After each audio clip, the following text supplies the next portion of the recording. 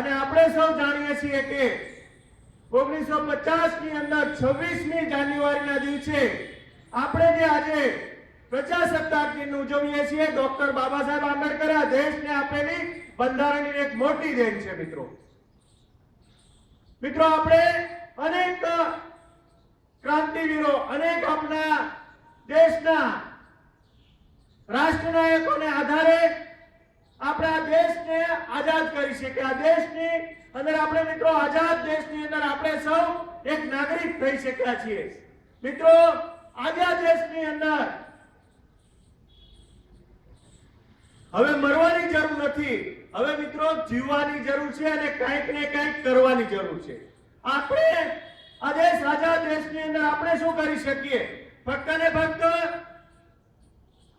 Border ઉપર જઈ, મિલિટરીની અંદર જઈ અને ફૌજની અંદર જઈને કાર્ય કરી શકે ના મિત્રો. આપણે અહીંયા બેઠા પણ આપણે દેશને, દેશભક્તિને અને આપણે કંઈક ને કંઈક દેશ માટે આપણે અહીંયા બેઠેલા લોકો પણ કરી શકીએ છીએ. આપણે એવો સંકલ્પ કરીએ, આજે એવો આપણે નિર્ધાર કરીએ કે આ 26મી જાન્યુઆરી જે આપણે દેશને આઝાદ થયા અને આપણે જે પ્રજાસત્તાક દિન આજે મિત્રો ઉજવીએ છીએ, આપણે એક સંકલ્પ કરી શકીએ.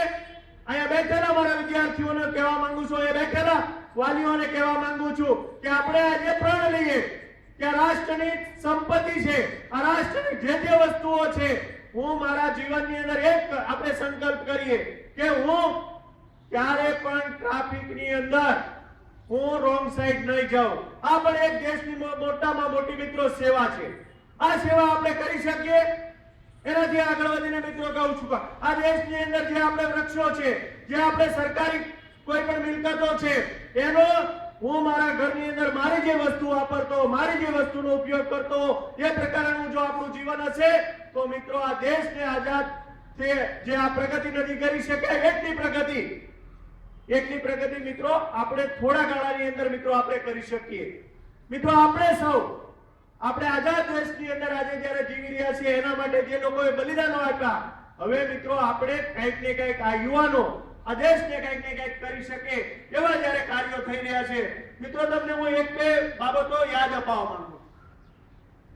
આ દેશની અંદર તમે એક દિશા આપીએ તો એક શું પરિવર્તન આવી શકે એનો તમે જીવતો જાગતો મિત્રો અમને તમે દાખલો જોયો છે.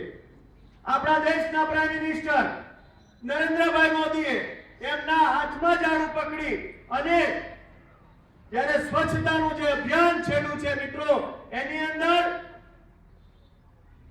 અંદર મિત્રો તમે જોતા હશો ઉદ્યોગપતિઓ નહીં, સેલિબ્રિટીઓ નહીં, હીરો નહીં, હિરોઈનો નહીં, તમામ સમાજના લોકો એની અંદર મિત્રો જોડાઈ ગયા છે. મિત્રો આ દેશને એક દિશા અપનાવી છે.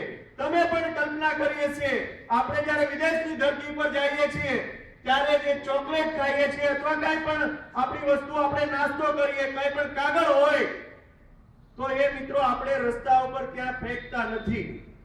આપણે વિદેશની ધરતી ઉપર પગ મૂકીએ અને ગમે ત્યાં આપણે થૂકતા અને અહીંયા હિન્દુસ્તાનમાં આવીએ એટલે અડાજણમાં આવીએ એટલે આપણે આપણો કચરો ક્યાં નાખીએ? કચરા પેટીમાં નાખીએ તો બહુ સારું. તો તમને બધાને ધન્યવાદ ને અભિનંદન આપું છું. પણ આપણે એવું કરીએ કે આપણે અહીંથી ચોકલેટ લીધી હોય દુકાનેથી, પેલો કુરકુરે લીધું હોય, કુરકુરે ખાલી કર્યું એટલે શું કરીએ? સીધું રોડ ઉપર. આપણે ચોકલેટ લીધી હોય, ચોકલેટ ખાધી, પછી કચરો ક્યાં? રસ્તા પર. આ કરાય મિત્રો? શું કરવું જોઈએ આપણે? આ બહુ મોટી વાત છે મિત્રો. આ સંકલ્પના આપણે જો કરી શકીએ તો હિન્દુસ્તાનને સ્વચ્છ કરવામાં આપણે ક્યાંય પણ આ જે શિશુ શાળા છે એના વિદ્યાર્થીઓ, એના શિક્ષકો, એના વાલીઓ આપણે સંકલ્પ કરીએ આપણે કે હું મારો કચરો મારી ગાડીમાં, હું તો બાબુભાઈ તમને કદાચ મારો ડ્રાઈવર છે, હું કદાચ એક કહેવા માંગુ છું, સત્યતા સાથે કહેવા માંગુ છું. આજથી કેટલા વર્ષોથી હું એમ કહું કે 2 થી 3 વર્ષથી હું નેશનલ હાઈવે ઉપર નીકળું છતાં મારો કચરો કે મારા કાગળની અંદર કુલદીપભાઈ મેં કઈ લખ્યું હોય ને કદાચ મને ફાડું ને તો મારો કચરો ક્યાં હશે તમે કદાચ કલ્પના કરી શકો? મારી ગાડીની ડેશબોર્ડ હોય ને એની બાજુમાં હોય મિત્રો. આ સત્યતા સાથે તમને કહેવા માંગુ છું. નરેન્દ્રભાઈ તો 6 મહિના કે 7 મહિનાથી આ કલ્પના કરી, નેશનલ હાઈવે ઉપર હું હો કે ગમે ત્યાં હો, મારો કચરો અથવા મારી ચોકલેટ કે મારો એક પણ વસ્તુ એની અંદર કદાચ કાંઈ પણ વસ્તુ લીધી હોય તો મારો કચરો મારી ગાડીની જે બાજુના ડેશબોર્ડ હોય ને મિત્રો એની અંદર હોય છે. આ તમારા જીવનની અંદર આપણે સંકલ્પ કરીએ. આ તમે મોટું રાષ્ટ્રનું કામ કરી રહ્યા છો. આ રાષ્ટ્રની મોટીમાં મોટી કદાચ હું એમ કહું કે આ શક્તિ અને આ ભક્તિ દ્વારા આ રાષ્ટ્રને તમે આગળ લઈ જઈ શક્યો. મિત્રો તમને એક બીજી મારે બાબતથી અવગત કરાવવા છે. ગાંધીજીએ દાંડી કૂચની અંદર મીઠાનો મિત્ર સત્યાગ્રહ કર્યો. આ દેશ આખો મિત્રો એની એમને દિશા આપી ગાંધીજીએ, તો આ દેશ એમની પાછળ મિત્રો ચાલી નીકળ્યો. એવું જ આપણે આ દેશના પ્રાઇમ મિનિસ્ટર લાલ બહાદુર શાસ્ત્રીએ જ્યારે 1962 ની અંદર ચીન ઉપર જ્યારે ચીનની હારે આપણે જ્યારે યુદ્ધ થયું ત્યારે મિત્રો એને શું નારો આપ્યો હતો? શું નારો આપ્યો? એમણે એમ કીધું તું આ ભારતવાસીઓને કે આપણે કોઈ હવે પ્રતિજ્ઞા લઈએ છીએ, કોઈ ચોખા ખાશું. અને તમને યાદ હશે બધા લોકોને કે ભારતની તમામે તમામ લોકોએ ચોખા ખાવાના મિત્રો બંધ કર્યા હતા. અને એક દેશની અંદર એક તાકાત ઊભી કરી હતી, દેશની અંદર એક શક્તિ ઊભી કરી હતી. મિત્રો આપણે પણ આપણા જીવનની અંદર આ દેશને આગળ લઈ જવો છે તો મિત્રો એક વ્યક્તિથી કે એક શાસનકર્તાથી એક વ્યક્તિથી ક્યારે પણ કોઈ દેશ એની પ્રગતિ ન કરી શકે. એની અંદર બેઠેલો હર કોઈ વ્યક્તિ જ્યાં બેઠો છે ત્યાં એ સમાજ માટે વિચાર કરતો થાય, એ રાષ્ટ્ર માટે વિચાર કરતો થાય તો જ મિત્રો આ દેશની પ્રગતિ કરી શકીએ. હું મારા જીવનની અંદર બીજો એક દાખલો મિત્રો તમને આજે વિદ્યાર્થી મિત્રો બેઠા ત્યારે યાદ અપાવવા માંગુ છું. હું મિત્ર બાહુભાઈ, હું 8મા ધોરણથી 10મા ધોરણ સુધી મારા ક્લાસ ટીચર કેએમ પંડ્યા છે. મિત્રો એ રિટાયર્ડ થયા એને લગભગ 10 વર્ષ થયા હશે અને હું લગભગ 6 વર્ષ પહેલા અમને મળવા ગયો. આમ તો અવારનવાર મળવા જાઉં છું હજી, પણ મારી એક જીવનની ઘટના તમને મિત્રો કહું છું. તમે વિદ્યાર્થી કેવો હોવો જોઈએ ને શિક્ષક કેવો હોવો જોઈએ, એના ગુરુજી અને શિષ્ય વચ્ચેની જે આત્મીયતા છે એનો તમને મિત્રો શબ્દ કહેવા માંગુ. એક વાત મારી છે, મારા જીવનમાં બનેલી સત્ય ઘટના તમારી સાથે શેર કરવા માંગુ. મિત્રો જ્યારે હું કેએમ પંડ્યા સાહેબને કુલદીપભાઈ મળવા ગયો ત્યારે એ એમના બેડરૂમની અંદર સૂતા હતા અને હું ત્યાં જઈ અને એમના ડ્રોઈંગ રૂમની અંદર બેઠો એટલે કેએમ પંડ્યા સાહેબના એમના પત્ની બેને એમ કીધું કે નાથુ આવ્યો છે. એને જન અંદર કીધું કે નાથુ આવ્યો છે. એ કેએમ પંડ્યા સાહેબ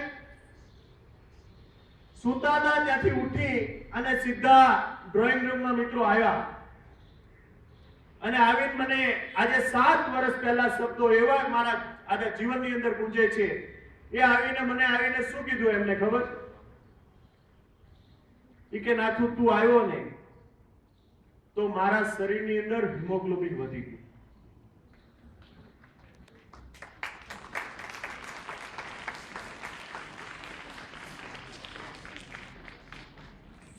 હિમોગ્લોબિન વધી ગયું અને બેને મને એમ કીધું કે તારા સર ને 8 દિવસ પહેલા દવાખાને દાખલ કર્યા હતા. એ આજે 5મા કે 6ઠા દિવસે એ ડ્રોઈંગ રૂમમાંથી બેડરૂમમાંથી ડ્રોઈંગ રૂમમાં 7મા દિવસ પછી મિત્રો આવે છે. આ ઘટના તમે જો.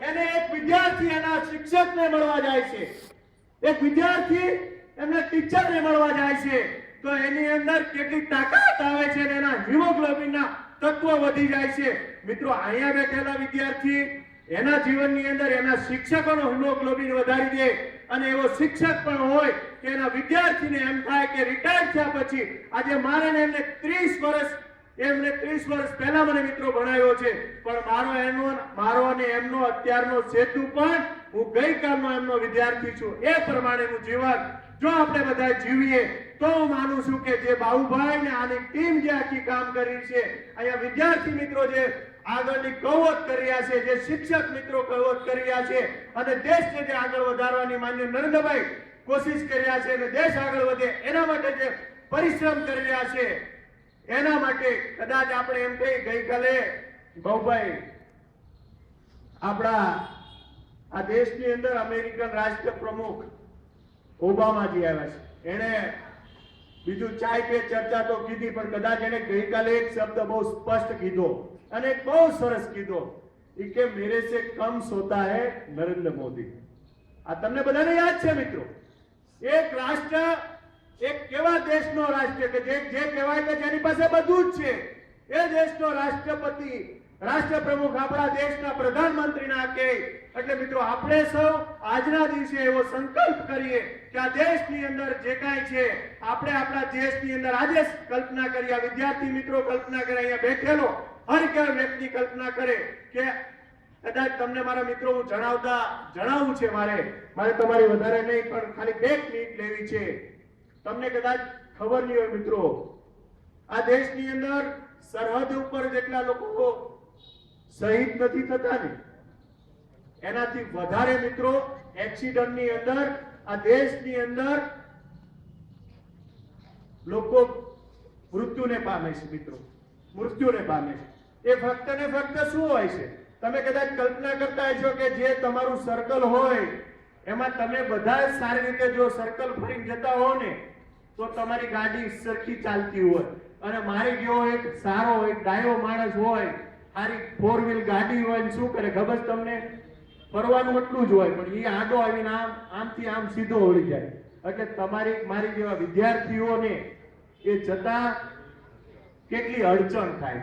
અને હું તો મારા વિદ્યાર્થીઓને કહું, કદાચ તમે 5 મિનિટ મોડું તમારી સ્કૂલમાં થાય ને તો તમારા શિક્ષક કે તમારા ટીચર એને એમ કહેજો કે જો હું રોંગ સાઈડમાં આવ્યો તો સમયસર પહોંચી શક્યો હોત, હું સીધા રસ્તે આવ્યો એટલે 2 મિનિટ મોડો પડ્યો છું, એની પણ તમારા કહેવાની અને કેની સહેવાની અને બોલવાની જો તમે તાકાત આજના દિવસે કેળવો છો તો હું માનું છું કે જે આજે હું આવ્યો, મારું બહુમાન કર્યું, મને જે સન્માન્યો, એ માટે હું તમને આ સન્માન મારા વિદ્યાર્થી મિત્રોને અર્પણ કરું છું. આજે જે કાંઈ મેં મારા વિચારો વ્યક્ત કર્યા, આ વિચારો જે તમે લોકોએ સૌ એમાંથી એક અંશ પણ લેશો તો હું મારા જીવનની અંદર માનું છું કે હું જે આજના દિવસે, આજે પવિત્ર દિવસે તમારી વચ્ચે આવ્યો અને મારું જે સન્માન કરું તે બદલ અહીંના ટ્રસ્ટી મંડળ શ્રી, શિક્ષકગણ, વિદ્યાર્થીગણ, આચાર્યગણ, હું આપ સૌનું ઋણી રહીશ. ધન્યવાદ. ભારત માતા કી જય. જય ભીમ.